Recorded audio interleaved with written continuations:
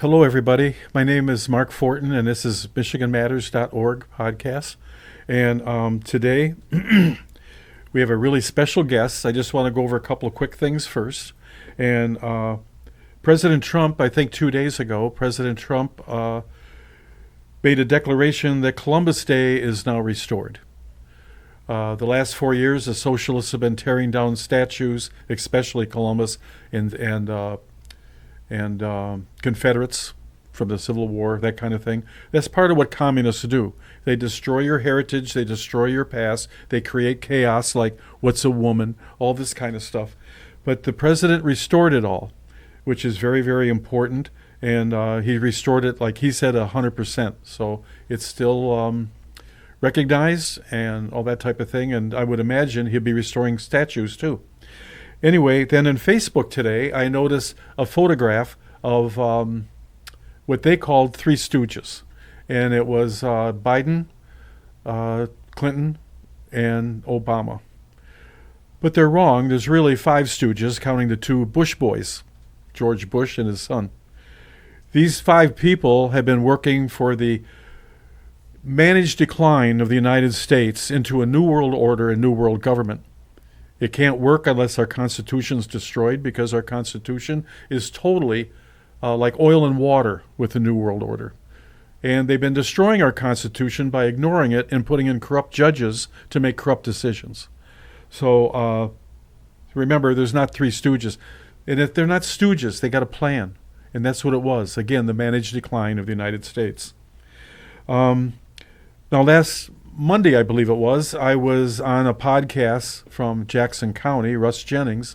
You can find it. Look up Russ Jennings on Rumble, and you will find it. And it is it's called Stick to the Plan. And I was able to explain at length what Michigan Matters is all about and that kind of thing. And Russ is very amiable. It was very good. You can find it on our Facebook page so far. We'll get it on our website as soon as we can. The president visited Macomb, as everybody knows. We won't dwell on that. It was a fantastic event, and he made announcements about Selfridge getting a squadron of jet fighters and replacing the A-10.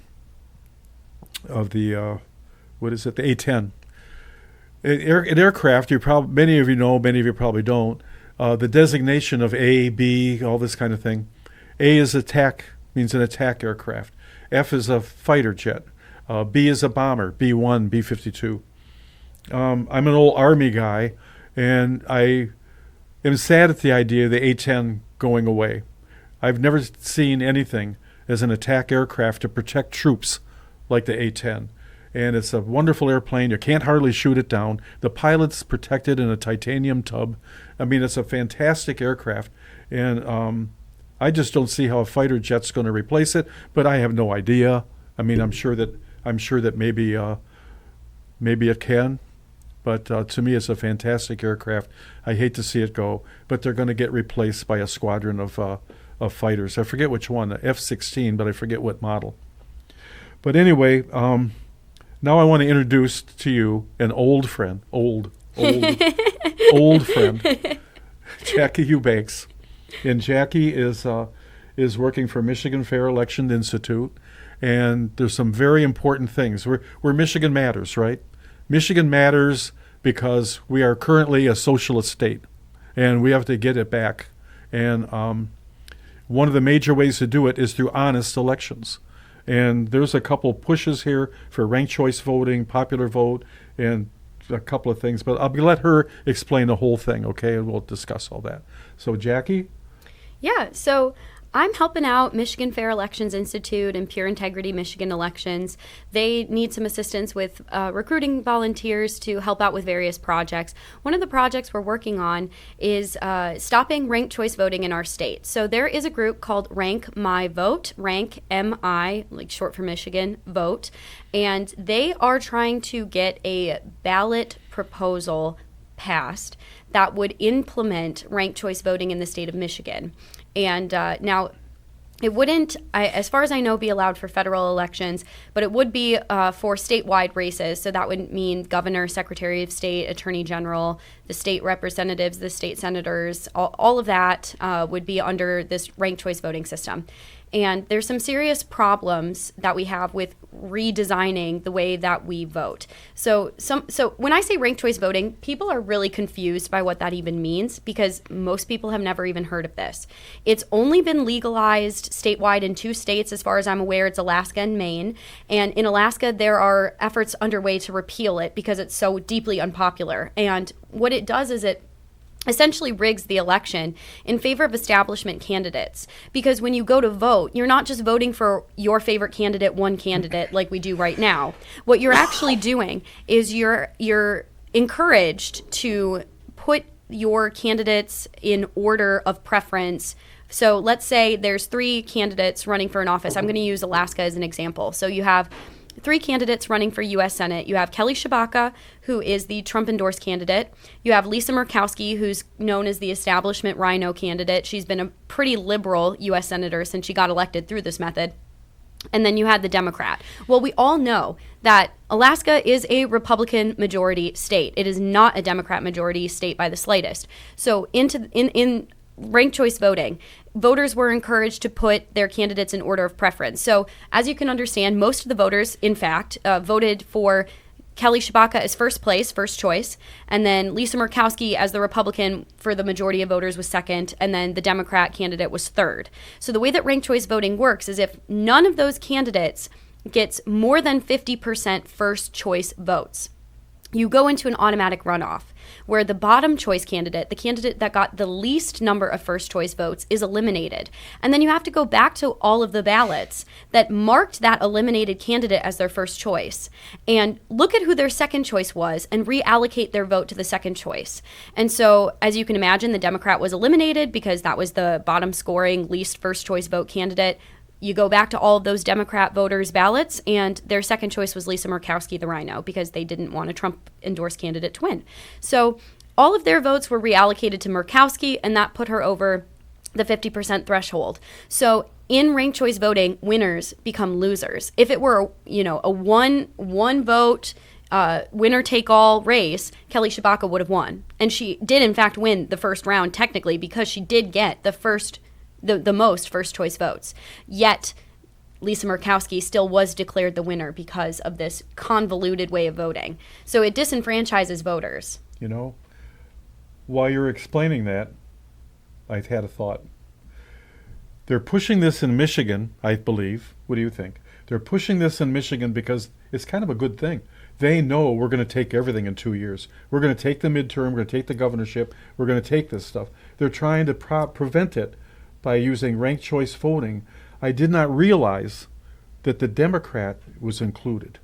So the Democrat falls off, their votes go to the establishment candidate. Mm-hmm. It's just like at the at the state party level. It's not quite that way, but there's a multiple vote process. Mm-hmm. The losers' votes don't automatically go to somebody else, but they get another opportunity. Mm-hmm. And they work it and they'll count until you win kind of thing. Mm-hmm. So they're pushing this in Michigan now so that if we do fix our elections, which we will, mm-hmm. you're going to be very successful. We're going to fix these elections between what Donald Trump's doing and what you're doing in this organization. We're going to get our elections straightened out. But once we do, they still control the outcome. This is amazing. Yeah. Well, and I think what people don't realize, I have had, strangely, some who would consider themselves Republican say that it's a good idea, it's a good system. Some of the left-wing talking points around this are it makes it so that no matter what, whoever is elected, you voted for. Because in a ranked system, you technically are voting for each candidate. So it sounds nice in theory. Oh boy, whoever wins, you did vote for, so you still got what you wanted. Mm-hmm. But really, let's think about some of the major holes. So imagine, for example, you are a person who votes on moral convictions and principle. I'm very pro-life. I cannot, in good conscience, ever vote for a pro-choice or pro-abortion candidate. And that would be a violation of my faith as a Catholic. That would be a violation of my moral conscience. I cannot do it. So I would only vote for the most pro-life candidate. I would not be able to vote for any of the non-pro-life candidates. If I only pick one candidate in a ranked choice voting race, if that candidate gets eliminated because they don't get the most first choice votes. They might have won traditionally the way we always do it. They might have been the winner, but they didn't have 50%, so the candidate you voted for, go on. Well, let's say that the candidate I voted for was one of the bottom scoring, did not get the most first choice votes, it got one of the least. Okay, I so then understand. that candidate would be eliminated, and my ballot would then be discarded. And in the final count, Oh, because you just voted for that person. yes, because I just voted for one person and that person was eliminated, my ballot is discarded. So when I've examined ranked choice voting races, for example, there was a New York City Council race that took 10 rounds of elimination and retallying of the votes to come up with a winner. 10 rounds. And when you started out versus when you ended, there were 650 votes that disappeared from the final tally, because those were 650 voters whose ballots were completely discarded through the multiple rounds of elimination and retallying. So it is absolutely disenfranchising voters. At least in a winner-take-all system, you can look at the results and say, well, maybe I voted for the Libertarian candidate and they lost, but you can still see that the Libertarian candidate was counted as having gotten votes and my vote is among them. In this system, by the end of it, your vote is not in the final total. Your vote is not in that pile of final votes. Like, it just is discarded. It disappears. So serious concerns. And not only that, but people are confused by the process of going into the voting booth and looking at a list of candidates. I've seen ballots, like there was a Portland City Council race. I believe Portland, Maine, but it may have been Portland, Oregon, one of the two. There was something like 20 candidates running for city council. And you're expecting a voter who's going to have to vote for all of these different races, right? They're going to have to go governor, attorney general, secretary of state, blah, blah, blah, all the way down and to city council. And you're looking at it going, there's 20 candidates running for this one seat. How can I possibly know all of the candidates well enough to make an informed decision, to know how to rank them in order from greatest preference to least preference? And then, of course, you have so many that you're splitting the vote by hairs, and then all of these rounds of elimination and retallying, it's going to take forever to find out who won. And then even after somebody is declared the winner, there's going to be questions because you're completely relying on the tabulation machine to do that calculation for you. And I was told, okay, that our current voting machines in Michigan have the ability to do ranked choice voting calculations. You just have to switch over to the right setting for that. So, the argument is, well, our voting machines already can do it. I don't really care because we already don't trust the machines. Amen. That's right. And how are you supposed to audit it? You're telling me that at an individual polling precinct, we're going to go to the smallest level. The smallest level is a polling precinct, which has at most in Michigan 3,000 voters registered to vote in that precinct. So at the very most, you're going to have 3,000 ballots in that ballot box. How are you supposed to do a hand audit, a hand recount of those 3,000 ballots using the ranked choice voting method to verify that the results on the tabulator are correct? Now multiply that by the entire state. Like, you're looking at millions of ballots that if there's any questions at all, even at the smallest level, it would take forever and be extremely complicated, if not impossible, to find out if that person really did in fact win and we can trust the machine. It's amazing. Truly amazing. Now think of this 4 years ago, the last governor race in Michigan.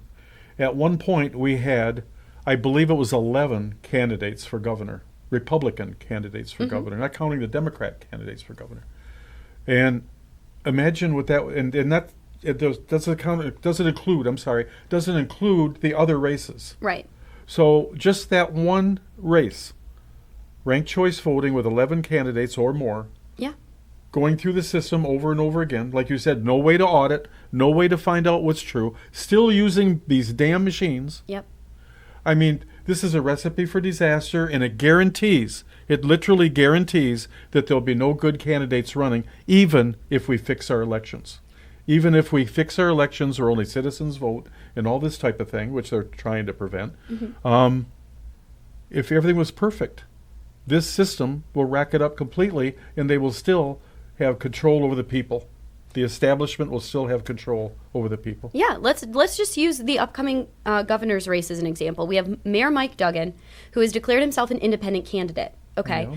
Jocelyn Benson is very likely going to be the Democrat nominee, and then we'll have a Republican, and it's anybody's guess who the Republican nominee will be.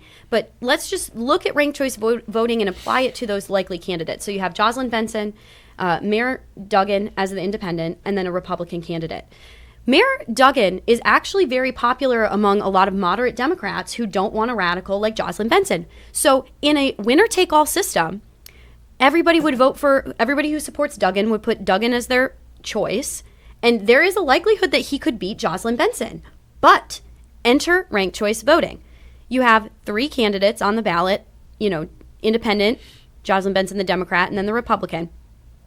Let's say, for sake of argument, because Mayor Duggan is an independent, he doesn't, nobody gets greater than 50% because there's 3 candidates, right? And it's very difficult with 3 candidates that are, high profile, very popular, to get over 50% in that of first choice votes. It would be very difficult with 3 candidates. So let's say Mayor Duggan, he is eliminated as getting the least number of first choice votes. Not even by much, but he doesn't get the most first choice votes. He gets the least of all the candidates. Everybody who voted for him would have their votes eliminated, and it would go to the second choice candidate, which at that point, would those people vote for a Democrat or would they vote for a Republican? I mean, Duggan was a Democrat. So very likely, this is my guess, very likely Jocelyn Benson would be the second choice. So even if she did not win the first round, all of the Duggan votes would be retallied to go to Jocelyn Benson, and then she would overtake the Republican. It's a scam. Then the media would say, won by 15%, 20%, 25%. Oh, she's got a mandate. Yep. Even though really it was Duggan that was the favored candidate, and all the people who wanted him as the candidate got their votes retallied to get Jocelyn Benson in. So the message is, if they have a petition drive for this, we do not sign it. We spread the word as much as we can how terrible this is, and really try to prevent people from signing that petition. Yeah, absolutely. So their plan, this is what the Rank My Vote people have been saying. They've been having public town halls. I absolutely encourage everybody to go on their website. It is rankmivote.org. They have an events page where you can look at all of the town halls going on throughout the state. They're going to even the most conservative, hardcore red, northern Michigan counties. It's unbelievable. They're going everywhere. Find out where they're going, go to their meetings, ask them tough questions that they can't answer, because there's a lot of things that they cannot answer. It's not really difficult to stump them because this is such a complicated matter that they really don't have good answers for our questions. But also they've said that they are going to submit their ballot proposal language for their petition to the the State Board of Canvassers, or the Board of State Canvassers on May 16th. That's when the hearing is. I encourage anyone who is deeply concerned about this ballot proposal language getting approved by the Board of State Canvassers, go to that meeting on May 16th. Go to Lansing. Go to that meeting on May 16th and make a public comment.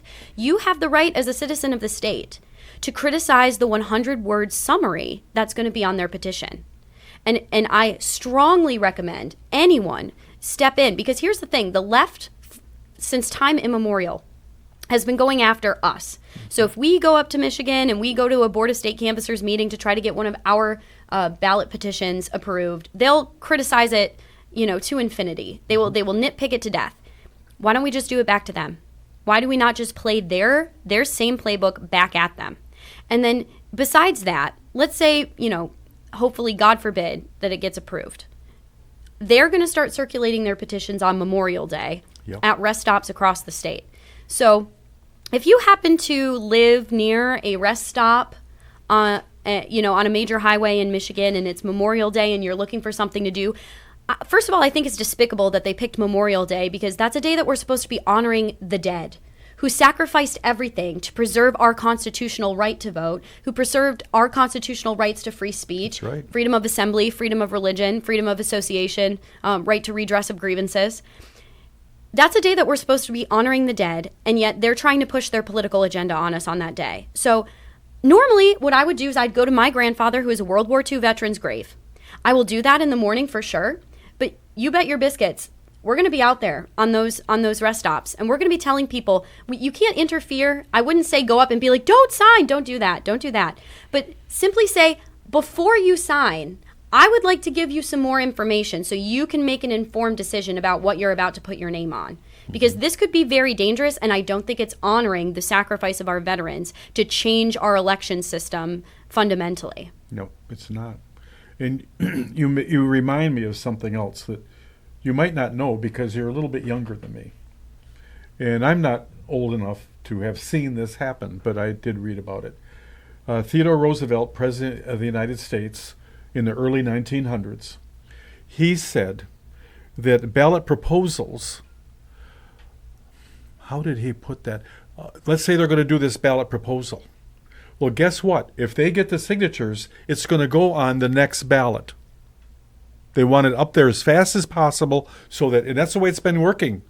If you really think about it, all these proposals, they all go on the next ballot.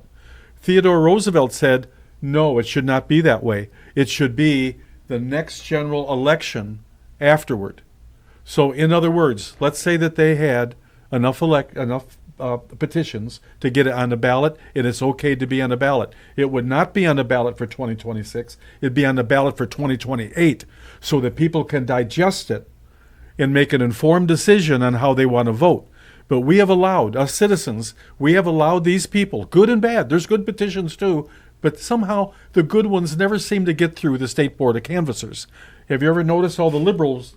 They do, automatic. Of course, that's just coincidence. But the thing is, it should not be in 26, it should be in 28. But no, they ramrod it through, and then they lie, the media's co-conspirators, because they're socialists too, and they just ram it through into people not knowing what they're voting for. It all sounds good the way they sell it, and it passes. Well, there's even the question of legality as to whether or not they even have the right to change Michigan election law through a ballot proposal, because according to the Michigan Constitution, election law in our state must be determined by the state legislature. So there's a serious legal issue if they even have the right to be doing this at all, or if it's a violation of the Michigan Constitution, which of course would open up for a lawsuit almost immediately after it passed, if it passes, God forbid. But what we must do is we must focus on warning the public about this and saying, do not sign this petition. And let's think about just something that also hit home with me is when I was looking at pictures of what ranked choice voting ballots look like in other states. It has been banned, by the way, in 16 states. In 16 states, it's been completely outlawed. In 4 states, it was proposed. And even in the state of California, they wanted to implement it at the state level. So I believe the state legislature passed it in the House and Senate. And then it went to Governor Gavin Newsom's desk, and he did not sign it. Governor Gavin Newsom, who's a far left Democrat, did not sign this into law in the state of California because he thought there were too many problems. And so it's already been rejected in 4 states like that. They're trying to repeal it in Alaska. I'm not completely sure about Maine. I'd imagine there are people trying to repeal it in Maine, but I know for a fact they're trying to repeal it in Alaska. It's been tried and stopped in a number of jurisdictions, like Arlington, Virginia, tried it and then stopped it.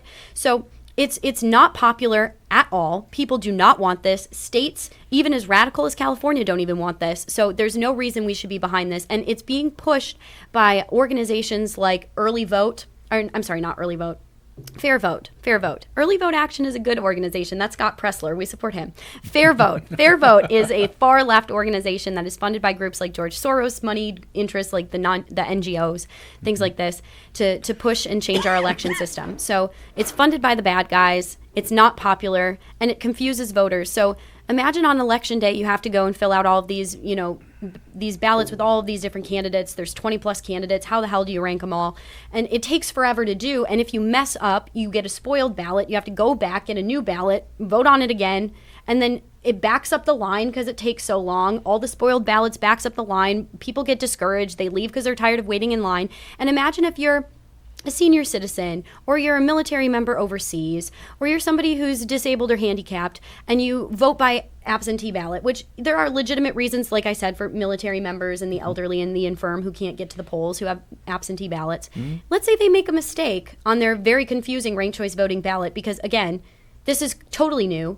how are we expecting senior citizens who've been voting one way their entire lives to change on a dime? Yeah. They're going to make mistakes on their absentee ballot, mail it in, and then what recourse do they have to fix it? It's too late. The ballots cannot be corrected. So they're just going to be discarded, I'd imagine. They won't be able to be counted because they'll be considered spoiled ballots. So you'll have tons of disenfranchised voters. And then, of course, the cost of re-educating voters to transition into this new system will be enormous. I mean, how can you possibly expect this? And even the NAACP in the state of New York went against ranked choice voting because they said it would be difficult to impossible to re-educate everybody in the city of New York, for example. The workers too. Yeah, to try this new system of voting. How are you going to possibly educate everybody in the voting public to transition to this? I mean, it's really, really ridiculous. So once you vote, the system takes over. So it's not like the bottom one falls off like at a state convention and then you vote again. Right, correct. The system takes over Yes. through machines and Yes. everything else, recalibrates everything, Yep. comes up with an answer. No 50% yet. Recalibrate again, come up with an answer. Oh, no 50% yet. Recalibrates again over or however many times it takes Yeah, until someone has over 50%. yeah, And that someone could have been the second least voter in the beginning. yeah. Less a candidate, I can't think of anything stupider or more transparent in the idea of corruption. Yeah, So transparent to see how corrupt it is. yeah, You know what I mean? yeah, It's just amazing. We got to fight this thing. yeah. We really do. Yeah, and it starts with warning the public about it. People have to know that this is coming down the pike. They are launching on Memorial Day if their ballot proposal language gets passed on May 16th by the Board of State Canvassers. And then they're going to have all summer to gather their 650,000 signatures or however many it is. And we have to stand against it. We must say decline to sign. Tell everybody you know, do not sign this petition. Don't let it get through. Don't even let it get to the ballot. Do not let this get to the ballot because if, God forbid, they get those 650,000 signatures and they're all validated and approved, then we have another fight, which is stopping the voting public from voting it in on the ballot in the general election in November of 2026. And that's an even bigger fight because then you have to go on an advertising campaign statewide. And Right they now, will spend a lot of money Yeah. advertising. yeah. So that's why it's so important that we know, we spread the word. And like I said, go to the Board of State Canvassers meeting on May 16th, make a public comment, nitpick their 100-word summary. And if you can, go to the rest stops on Memorial Day. And we're going to have some literature that we can offer you to hand out that's going to educate the voters so that they know what they're signing before they sign it. Thank you. Yeah, my pleasure. Is there anything you want to say about the popular vote thing that they're also pushing? Oh, yeah. So here's actually a victory for us. National Popular Vote, they did try to do a ballot petition initiative with that. And I know our organization, Michigan Fair Elections, Pure Integrity Michigan Elections, we had people go and testify before the Board of State Canvassers and criticize the 100-word summary.